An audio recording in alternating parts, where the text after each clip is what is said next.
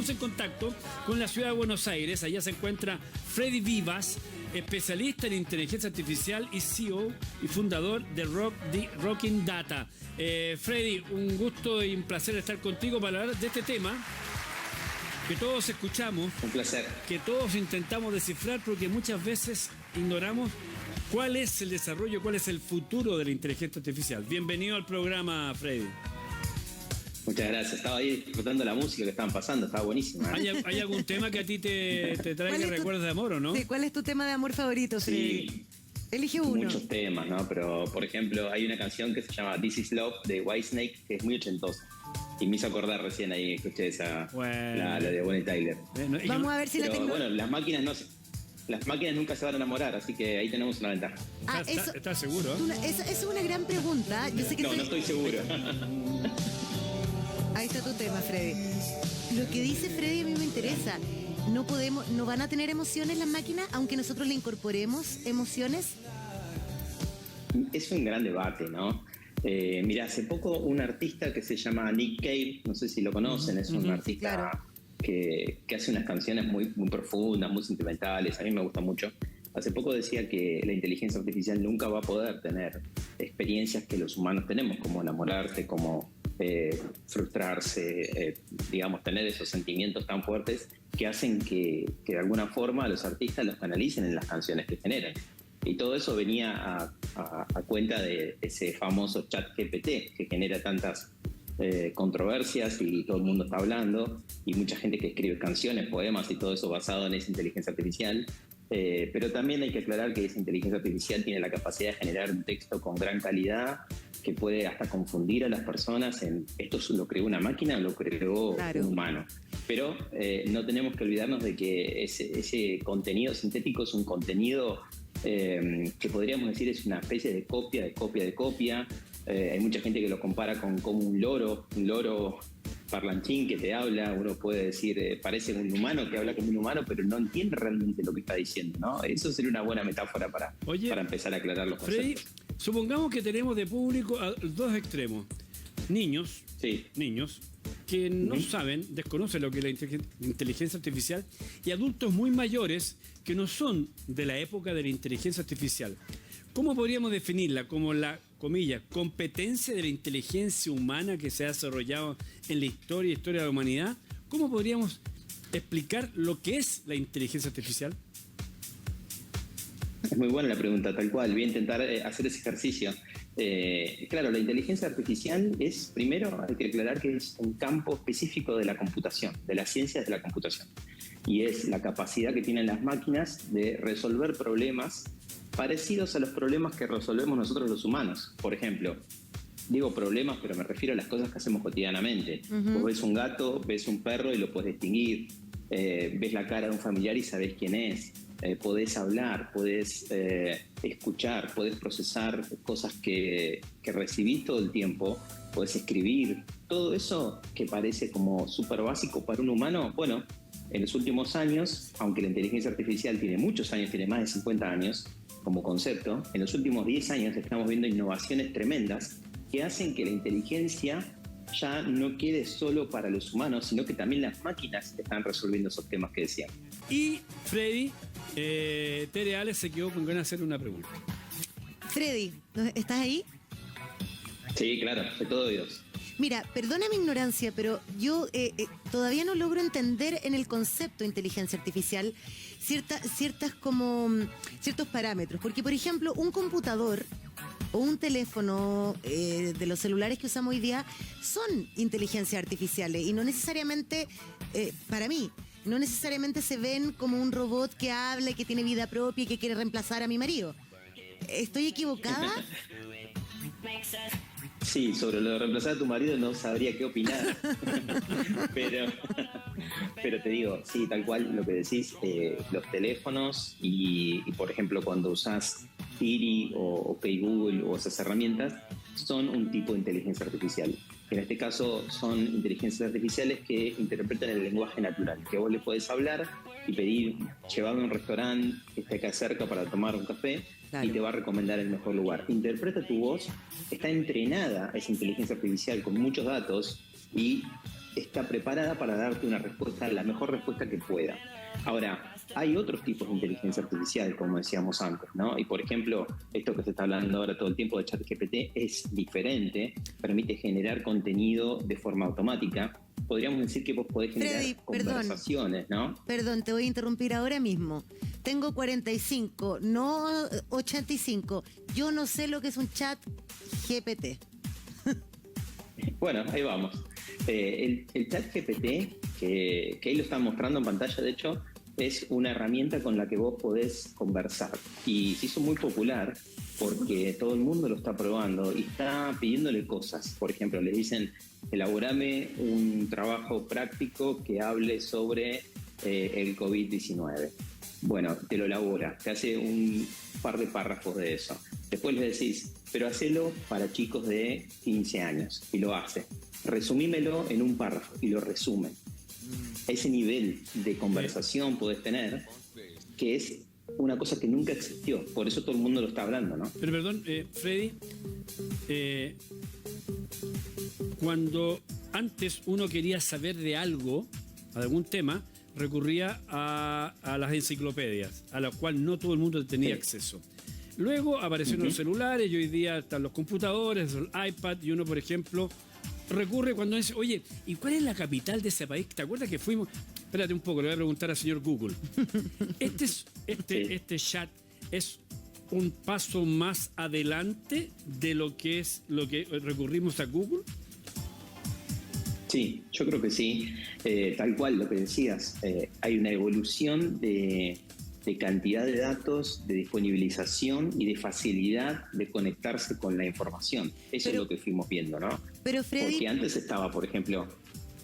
Sí. ¿Puede crear también? O sea, porque la enciclopedia te da una información que yo puedo usar, pero este chat puede, por ejemplo, si yo quiero escribir un cuento, ¿el chat puede escribir el cuento por mí o me da la información para que yo lo escriba? Claro, como te decía recién, que todo el mundo está pidiéndole cosas, me refería a eso concretamente, a pedirle que elabore cosas. Después podríamos poner entre comillas crear, ¿no? Porque hay mucha gente discutiendo, ¿es creatividad? Como juzgando la cuestión de que este tipo de herramientas lo que hace es copia de muchos lugares y rearma. Para mí es crear, ¿no? Pero hay mucha gente debatiéndose si esto es crear o no. Pero de alguna forma esa es la diferencia que tiene respecto a por ejemplo, herramientas como Google, donde vos buscás cosas, o Wikipedia, donde vos lees contenido. Esto tiene una capacidad de elaborar cosas nuevas a partir de lo que ya existe. Oye, perdón, si mal no recuerdo, en algún momento en Chile se hace una actividad muy importante todos los meses de enero de hace ya un tiempo, que se llama Congreso del Futuro.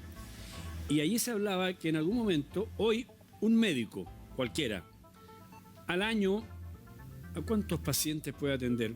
Para cualquier tipo de enfermedad, 100, 200, 300 personas al año.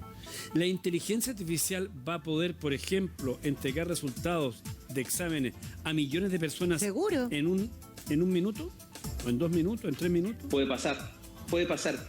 Y te lo pongo en un ejemplo concreto.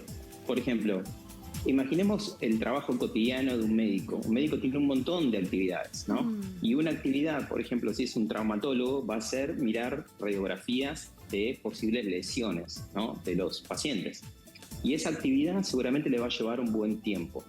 Ese tipo de actividad utiliza una rama de la inteligencia artificial que se llama Computer Vision. Ya hoy, o visión artificial, ya hoy se usa para detectar diferentes gravedades de una lesión en una radiografía, por ejemplo, o gravedad de una mancha en la piel que puede ser una enfermedad que tengas que ir al médico lo antes posible. Entonces, hoy ya se está usando esta tecnología para priorizar, para priorizar y facilitar, y por supuesto esto es muy rápido, es muy barato. Entonces, parte del trabajo cotidiano en un médico hoy que está haciendo como esa revisión manual, seguramente en los próximos años ya no lo haga más. Y en mi visión, ese tiempo que va a tener disponible para poder, ese tiempo nuevo que va a tener disponible, lo va a poder usar en otro tipo de cuestiones, ¿no? En cuestiones más humanas, diría. Eso es muy interesante, Freddy.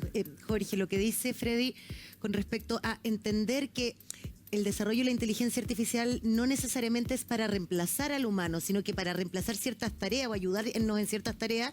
y la parte humana no se puede reemplazar, porque un médico tiene una sensibilidad, una forma de expresarse, una forma de mirar un diagnóstico clínico que se complementa con esto que reemplazaría, por ejemplo, el robot que mira la radiografía. Eso es lo que dices tú.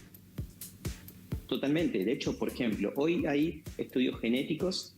Yo hace poco me hice uno para ver cómo funcionaba, básicamente, que me llega un link de una web, entro con un usuario y contraseña y veo un montón de detalles sobre mi salud, ¿no? De todo tipo. ¿Y yo qué hago? Fui al médico con ese estudio, se lo mostré, el médico me lo explicó, había algunas cosas que me daban un poco de miedo y me calmó, me dijo, no pasa nada, vamos a hacer un estudio.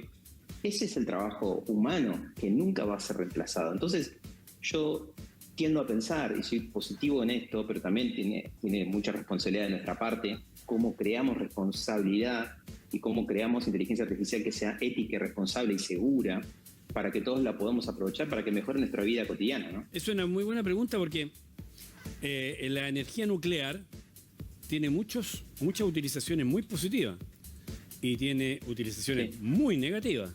Depende de nosotros. Y de ahí nace la pregunta, ¿por qué los seres humanos creamos la inteligencia artificial? Porque tengo entendido que la inteligencia artificial no cayó del cielo. No, tal cual. Bueno, es una pregunta, es muy interesante la pregunta. Yo creo que la tecnología, hace poco leía un libro que hizo uno de los principales pensadores de la inteligencia artificial, que se llama Ray Kurzweil, que es una persona de Estados Unidos, es un inventor, un futurista, y en el libro decía que la tecnología nos ayuda a avanzar en nuestra capacidad de conocer cada vez más cosas, ¿no? Y resolver problemas nuevos que tenemos en la humanidad. Y él daba un ejemplo que decía, si vos pones por ejemplo, el abecedario y lo querés decir de atrás para adelante, sin leerlo, sin escribirlo, es casi imposible. Es una cosa muy básica. Y con una lapicera y con un lápiz y con una hoja lo podés hacer. La tecnología te habilitó a hacer algo más complejo. Ese concepto me pareció muy interesante. Yo creo que siempre estamos en búsqueda de eso y tenemos muchos desafíos. Si vos mirás los Objetivos de Desarrollo Sostenible de la ONU, donde encontrás cómo disminuimos la pobreza, cómo hacemos más igualitaria la sociedad, cómo damos acceso a recursos financieros legales a todo el mundo, todavía hay mucha deuda en eso. Hace poco veía un caso, por ejemplo, en Estados Unidos, del primer robot de inteligencia artificial. Y los abogados de Estados Unidos lo premiaban a ese robot de inteligencia artificial. No sentía que le estaba sacando trabajo. ¿Sabes por qué? Porque ellos decían, el acceso al conocimiento legal y la asesoría legal en Estados Unidos sabemos que es muy cara. Y mucha gente en Estados Unidos no puede acceder a un abogado cuando le pasa algo. Por ejemplo, digamos algo menor, ¿no? Entonces, esta herramienta le va a facilitar la democratización del acceso a determinadas cosas. Por eso ellos no lo ven como una competencia. Yo creo que la tecnología nos viene a dar esas herramientas, pero también está en nosotros elegir a dónde la aplicamos, ¿no? Y aplicarla con criterio, con sentido y con visión humana, ¿no? Fantástico, Freddy. Estupendo también la idea de la inteligencia artificial ética. Micho. Tenemos comentarios desde Ruth, desde Tucumán, Argentina. Ella nos dice, yo tengo 83 años y gracias a la inteligencia del celular puedo comunicarme con mis hijos que viven en Chile. Oh. Hay un ejemplo, ¿no, Freddy? Totalmente, es un hermoso ejemplo. Mira, hace poco veía un invento que se hizo en Países Bajos que se llama Envision, como Envision, ¿no? Que son unas gafas que no tienen vidrios porque son para personas ciegas o disminuidas visuales.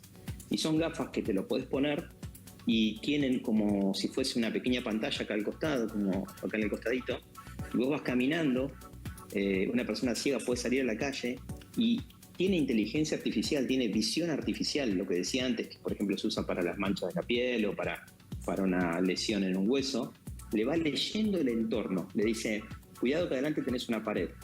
O si, por ejemplo, una persona agarra una hoja con letra a mano escrita, una receta, se la lee al oído. Es impresionante. Y precioso. Eso existe hoy. Entonces, es precioso y lo pueden buscar. Bueno, son esas que están mostrando, increíble, qué velocidad. Es tremendo porque es un invento que realmente es revolucionario. Y es la misma tecnología que se podría usar para, no sé, ver videojuegos. No está mal que usemos para jugar. Seguimos con la gente pero que hay está... mucho potencial también, ¿no? La gente que está conectada, Micho. Así es, Radamel desde Ecuador nos pregunta, ¿La inteligencia artificial puede hacer sus propias creaciones sin que un humano se lo pida? Buena pregunta. ¿Sabes qué? Es una gran pregunta. Una vez había escuchado que la inteligencia artificial nunca iba a tener propósito, como que nunca iba a tener una motivación de hacer algo. Y me pareció interesante, porque nosotros hacemos cosas por motivación propia, como decíamos recién, por curiosidad, por ganas de cambiar algo. Bueno, entiendo que la inteligencia artificial no tiene una conciencia ni nada que se le parezca, entonces no tendría esa necesidad de decir voy a hacer tal cosa. Debería ser un proceso automatizado y programado para que lo hagan. Bueno, Freddy, vamos a necesitar más tiempo para hablar con Freddy Díaz respecto a la inteligencia artificial. Claro, seguramente vamos a tener un capítulo 2, ¿te parece, Freddy? A mí me gustó, cuando quieran, acá estamos. Me gustó mucho lo del propósito y espero otro día poder conversar de nuevo contigo sobre la línea de qué sería la inteligencia artificial con ética. Así es. Muchas gracias, Freddy. Un abrazo. Gracias a ustedes. Saludos. Chao, chao, chao.